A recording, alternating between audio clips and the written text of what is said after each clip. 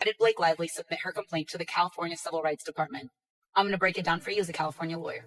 It Ends With Us is in theaters now, so grab your friends, wear your florals, and head out to see it. Asking for like my address or my phone number or like my location share. Or I could just location share you and then we could... Blake Lively's carefully polished public image has imploded, and the backlash is snowballing into what many are calling one of the worst PR meltdowns in recent celebrity history. In just 72 hours, her team made 3 disastrous moves that transformed what could have been a minor misstep into a full-blown career crisis, leaving fans labeling it the ultimate failure in crisis management. What's worse, her husband Ryan Reynolds only fueled the chaos with a subtle but shady move involving Justin Baldoni on the It Ends With Us set, dragging him into the wreckage and making the once golden couple the laughingstock of memes and online commentary. The situation has spiraled so fast it's almost impossible to keep up, but the drama continues to escalate with every passing day. At the center of this storm is mistake number 1, a blunder already being hailed as one of the biggest PR disasters of the year. Blake blaming Justin Baldoni for her disastrous interview fallout.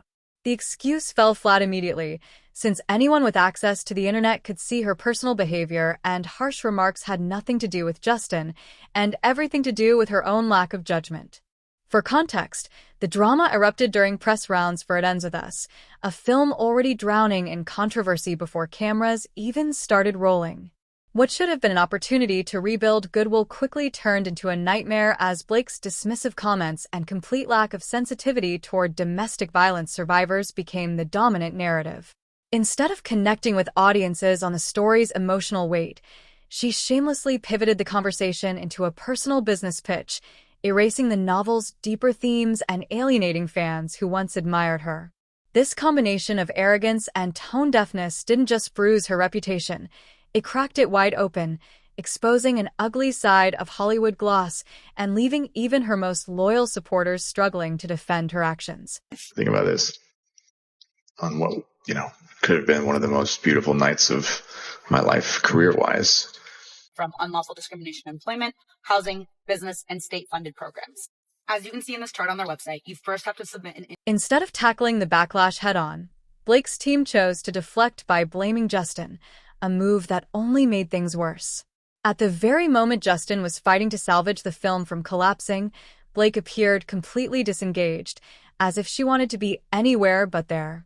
That was the breaking point, when the internet officially canceled her.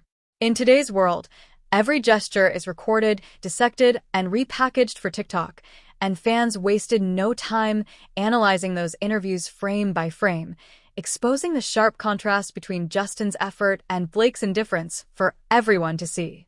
Literally was sent to the basement with all my friends and family for over an hour. As you'll see in this part of the complaint contained by the New York Times, Wayfair was the employer of all the cast members. The California Civil Rights Department protects the... Blake Lively's carefully manufactured image has completely collapsed, and the backlash is only escalating with every passing hour. What should have been a small hiccup has spiraled into a career-threatening disaster, thanks to a series of catastrophic decisions by her PR team. In just 3 days, they managed to turn a simple misstep into what fans are now calling one of the biggest failures in celebrity crisis management.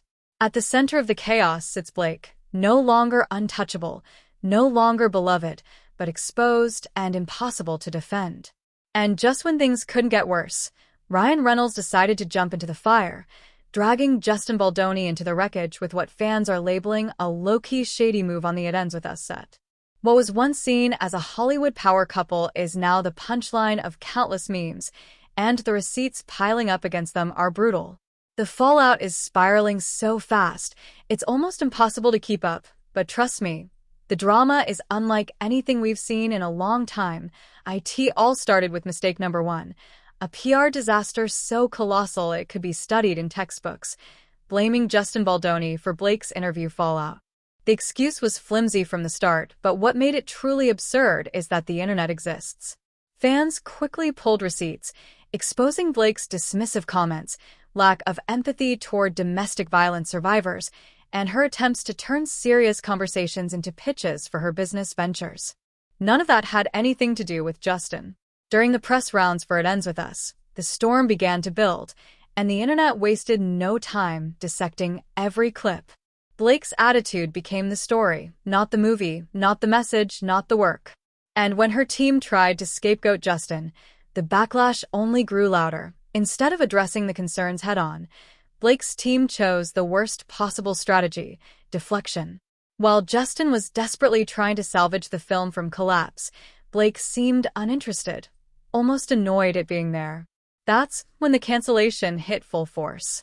In an age where every eye roll, side comment, and awkward laugh can be clipped, posted, and analyzed on TikTok, Blake didn't stand a chance. Fans tore apart the interviews frame by frame, contrasting Justin's professionalism with Blake's cold indifference, and the evidence was impossible to deny. Every sidelong glance, every dismissive tone, it was all there. Her team had options. They could have acknowledged her behavior, offered a quick, off-day apology, or even put out one of those classic half-hearted PR statements celebrities always use. That might have been enough to calm things down. But instead, they doubled down. In one of the boldest yet most baffling decisions, they pinned the blame entirely on Justin, essentially daring fans to dig deeper. And dig they did.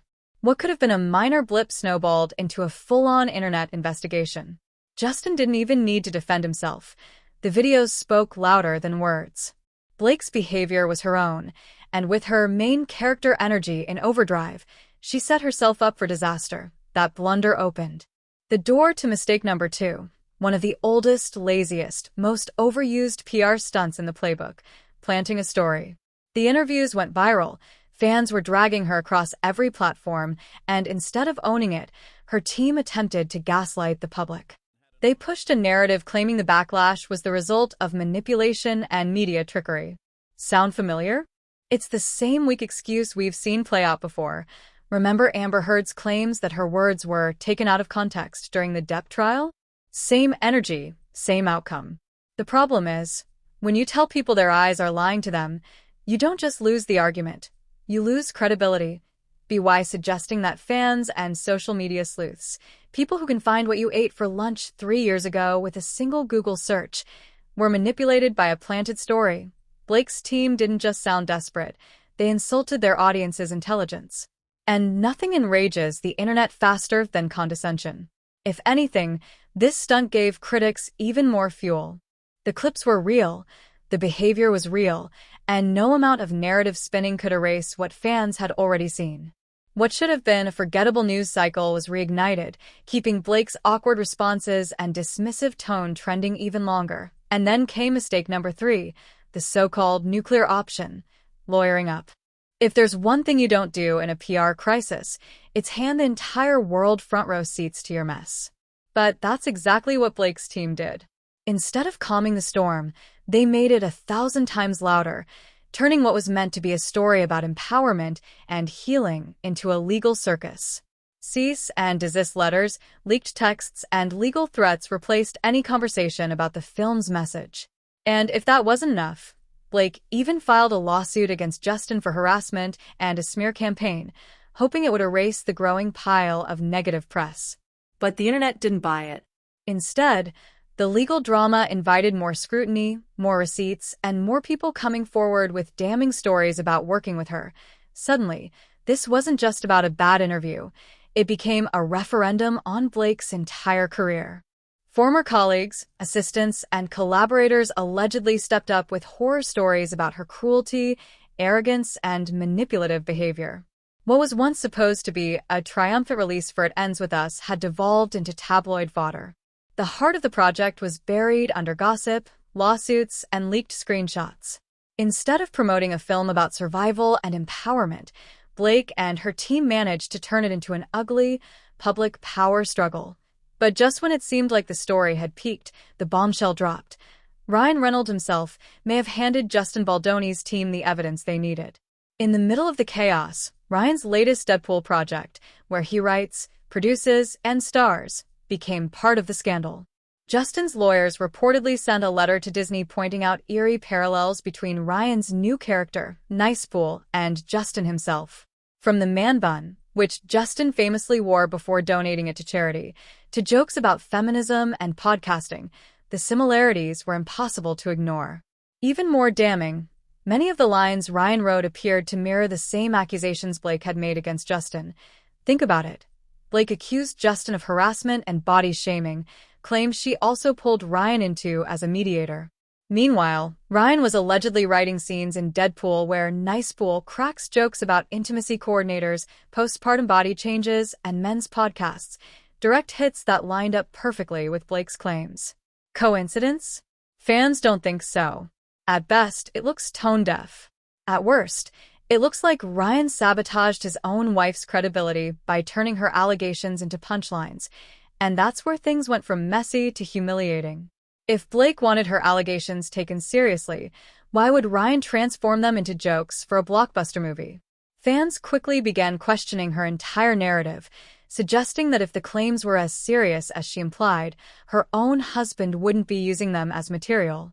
Instead of strengthening her case, Ryan's involvement may have shattered at the same time. The couple's treatment of Justin on set painted an even uglier picture. Insiders claim Blake essentially hijacked the project, rewriting scripts, directing scenes, and cutting Justin out of press tours. Ryan allegedly tried to buy Justin out of the film altogether, offering millions to push him aside so Blake could dominate the sequel. When Justin refused, the so-called power couple reportedly doubled down, bringing Ryan's Deadpool crew to press events and sidelining Justin like an outsider on his own project. At the premiere, Blake allegedly had Justin and his team locked away from the spotlight, behavior that critics have since called Hollywood Mean Girls at its peak. From there, the disrespect only grew. Cast members quietly unfollowed Justin on social media, rumors spread about his erasure from press, and Ryan continued dropping not-so-subtle digs in Deadpool. What was meant to be a career highlight for Blake became a case study in arrogance, manipulation, and self-sabotage. By the time fans connected the dots, it was clear this wasn't just tension between coworkers. It was a calculated effort to humiliate Justin while elevating Blake. But here's the kicker. The very moves meant to solidify Blake and Ryan as a power couple may now serve as the evidence that tears them down. Justin's legal team has receipts, fans have endless clips, and Ryan's Deadpool jokes are being dissected as possible proof that Blake's allegations lack credibility. What was supposed to be a power play is now being ridiculed as clownery of the highest order. Oh, here we are. Blake Lively and Ryan Reynolds set out to dominate the box office, and instead created a masterclass in terrible PR. The fans see it. Justin's lawyers see it. The entire internet sees it. If Blake thought she could walk into court untouched, she might want to think again, because this circus is about to implode. The only question now is whether this will go down as the biggest Hollywood PR disaster of the decade, or just the opening act in a scandal that's still unfolding.